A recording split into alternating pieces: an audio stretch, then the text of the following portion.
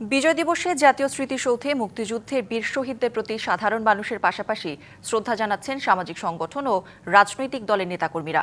এ নিয়ে আরও জানাতে সরাসরি যুক্ত হচ্ছেন সহকর্মী আরিফুল ইসলাম। আরিফ, আমরা যেমনটা দেখছিলাম যে রাষ্ট্রপতি এবং প্রধান উপদেষ্টা এবং উপদেষ্টা পরিষদের অন্যান্য উপদেষ্টারাও শ্রদ্ধাঞ্জলি নিবেদন করছিলেন। এখনকার আনুষ্ঠানিকতা সম্পর্কে জানাবেন। কৌরি, যদি একটু বলতে চাই যে সাধারণ মানুষের বা সকল শ্রেণী পেশা মানুষের জন্য যে উন্মুক্ত করে দেওয়া হয়েছে যে সময়টা থেকে, ঠিক তখন থেকে আসলে এই সাভার জাতীয় স্মৃতিসৌধের ঢল নেমেছে সাধারণ মানুষের। এই সূর্য সন্তানদের প্রতি যে শ্রদ্ধা, সেই শ্রদ্ধা নিবেদনের জন্যই মূলত এই জাতীয় সাভার স্মৃতিসৌধে দেশের বিভিন্ন প্রান্ত থেকে কিন্তু এসেছেন, বিভিন্ন প্রতিষ্ঠান থেকে এসেছেন, শিক্ষা প্রতিষ্ঠান থেকে এসেছেন, সামাজিক যারা ব্যক্তিবর্গ রয়েছেন, অন্যান্য যে শ্রেণী পেশা মানুষ তারা এসেছেন। প্রত্যেকেই কিন্তু যার যার অবস্থান থেকে তাদের এই যে আজকে ৫৫ বছর পদার্পণ করছে দেশ, সেই বিজয়ের দিনটা আজকে স্মরণীয় করতেই তারা এইখানে জমায়েত হয়েছেন বলা যায়। বিভিন্ন, আপনি যদি একটু দেখাতে চাই, সেই সাধারণ মানুষের যে ঢল নেমেছে এই শহীদ জাতীয় স্মৃতিসৌধে, সেই চিত্রটাই কিন্তু আসলে দেখানোর চেষ্টা করছি আমরা একটু এখানে যারা যারা এসেছেন তাদের বক্তব্য শুনেছি। তারা যে বিষয়গুলো সবসময় বলে আসছেন যে স্বাধীনতা বা যে বিজয় অর্জন করা হয়েছে, সেই বিজয়ের যে উদ্দেশ্য, সেই উদ্দেশ্য আসলে পূরণ হয়নি গেল ৫৪ বছরেও। এখন তারা বলছেন যে আগামীতে আসলে দেশ গঠনে আরও ঐক্যবদ্ধ হতে হবে, প্রত্যেকে যা যা জায়গা থেকে ঐক্যবদ্ধ হয়ে কাজ করে যেতে হবে এই দেশকে এগিয়ে নিয়ে যাওয়ার জন্য। সেটা অর্থনৈতিকভাবেই হোক, সামাজিকভাবেই হোক, যে কোনো প্রেক্ষিতেই হোক, এই দেশকে এগিয়ে নিয়ে যাওয়ার জন্য ঐক্যবদ্ধের বিকল্প নেই। কালার এক্সপার্ট, জর্জ স্যাপ এবং মাইল্ড অন হ্যান্ডস টেকনোলজি সমৃদ্ধ অরিক্স ক্রিস্টাল ওয়াশ আপনার লন্ড্রি এক্সপার্ট। এছাড়া আমি যদি একটু বলতে চাই যে সাম্য মানবিক মর্যাদা এখন পর্যন্ত প্রতিষ্ঠিত করতে পারেনি, কেউই পারেনি।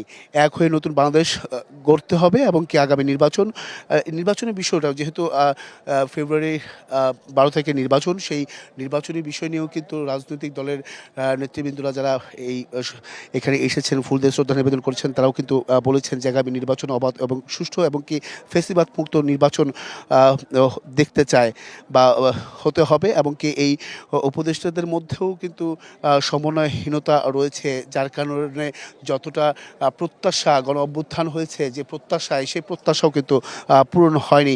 সেই বিষয়গুলো কিন্তু অনেকেই বলেছেন এবং কি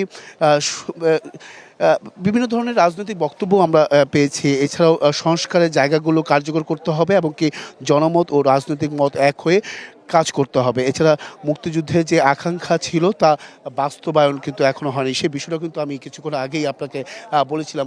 এখানে প্রত্যেকেই, সকল শ্রেণী পেশা মানুষ এখানে এসেছেন, সেই ঢলটাই কিন্তু আমরা দেখানোর চেষ্টা করছি। এখন আসলে বেলা গড়ার সঙ্গে সঙ্গে যে চাওয়া, একটু জানতে চাই আপনারা কোত্থেকে এসেছেন, আপনারা কোত্থেকে এসেছেন? আমরা জাহাঙ্গীরনগর বিশ্ববিদ্যালয় থেকে এসেছি। বলবেন যে আজকের দিনটা আসলে কি চান, মানে আগামীতে দেশকে কিভাবে দেখতে চান? আগামীতে দেশকে দুর্নীতিমুক্ত দেখতে চাই, কোথাও যেন কোনো অসুবিধা না থাকে, নিরাপত্তা থাকে, আমরা এইভাবেই দেখতে চাই। আমাদের প্রজন্ম যারা আছে, ভবিষ্যৎ প্রজন্ম, তারা মুক্তিযুদ্ধের চেতনায় উদ্বুদ্ধ হবে, স্বাধীনতা বিজয় দিবসের চেতনা তারা ধারণ করবে, আমরা এটাই চাই। কতটুকু আকাঙ্ক্ষা পূরণ হয়েছে? যে স্বপ্ন নিয়ে আসলে বিজয়টা আমরা পেয়েছি, সেই বিজয়ের স্বপ্নটাকে পূরণ হয়েছে? স্বপ্ন পূরণ হলেও আমরা আরও ভালো চাই, যতটা হয়েছে আরও চাই যে আমাদের প্রধান চাওয়া হচ্ছে আমাদের ভবিষ্যৎ প্রজন্ম, তারা যেন মুক্তিযুদ্ধের চেতনায় উদ্বুদ্ধ হয়, বিজয় দিবস হৃদয়ে ধারণ করে। অসংখ্য ধন্যবাদ। শুনছিলেন, যদি আমি বলতে চাই যে প্রত্যেকের একই বক্তব্য যে আগামী দিনে যে ধরনের প্রত্যাশা পূরণ হয়নি, সেই প্রত্যাশা পূরণ হবে। সেইখান থেকে কিন্তু তারা ভাবছেন যারাই আসুক না কেন ক্ষমতায়, তাদের কাছ থেকে সেই প্রত্যাশা পূরণ হবে, এমনটাও কিন্তু বলছেন অনেকে। তো এই ছিল এখান থেকে সবশেষ। আরিফ, ধন্যবাদ আপনাকে।